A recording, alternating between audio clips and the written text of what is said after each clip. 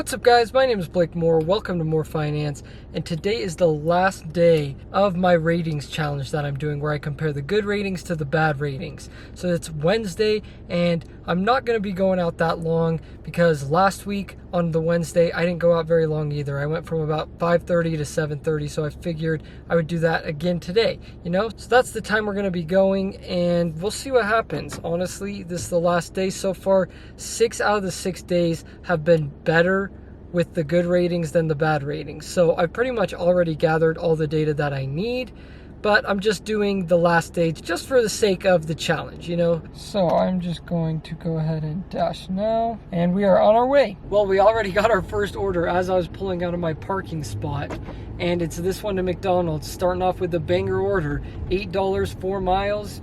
What more could you ask to start your shift, to be honest? And a lot of you guys don't believe me that having good ratings helps you get better orders, but I don't see any bad orders anymore. Haven't seen a $3 or a $2 order in probably a week, honestly. No, 5 days or so.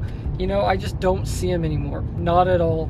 I've seen a couple of $4, had to take a couple of $4 orders, but overall just constantly good, decent orders.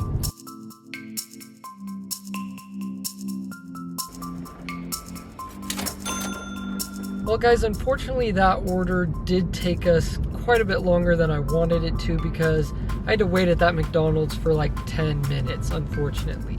But it's all good. We dropped it off, on to the next one. Guys, look at this order that I just got.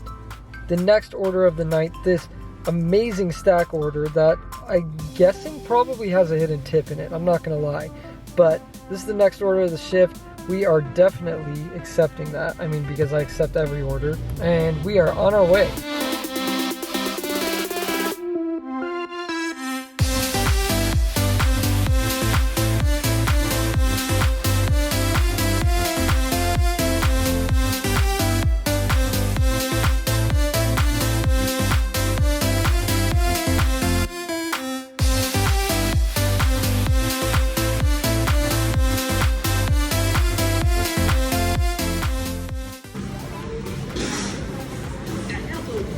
Thank you. Thank you.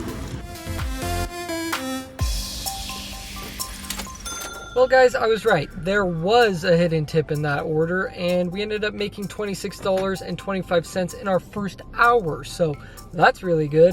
And it's a Wednesday, which is like one of the slowest nights in my market. And we actually just got this order, just barely. It's actually still on the screen right there. $10.83, 7.4 miles. So another pretty good order, and we're gonna go pick it up right now.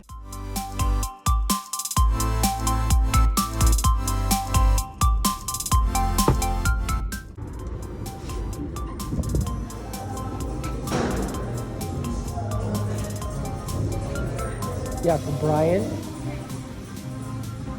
Thank you.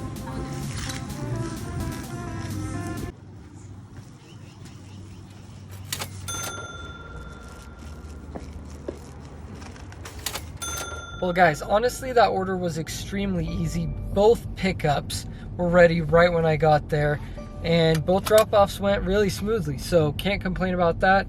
We are now an hour and a half of the way through and I'm driving to a hotspot right now to see if I can get another order, or maybe 2, maybe 3, who knows, before I end my shift. Well guys, another good order to close out the shift with. It's $11.75, I believe, is what the total is. I have like short-term memory loss or something. I cannot remember the exact total, but only like 7 miles. So another good one, and we're on our way to pick it up right now. I'm betting you this one goes just as smoothly as all the others because so far the night's been good to me.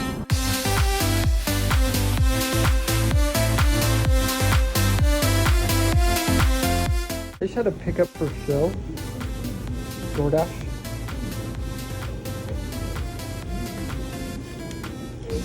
Thank you.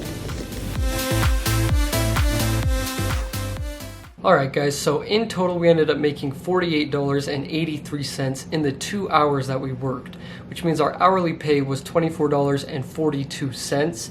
and we ended up driving 38.4 miles to make that $48.83. So that means our dollar per mile ratio for the entire day, which is going to be different from the dollar per mile ratio per order, but our dollar per mile ratio for the day was $1.27. And because we drove the 38.4 miles, we get a $21.50 tax deduction. My mouth is getting so dry.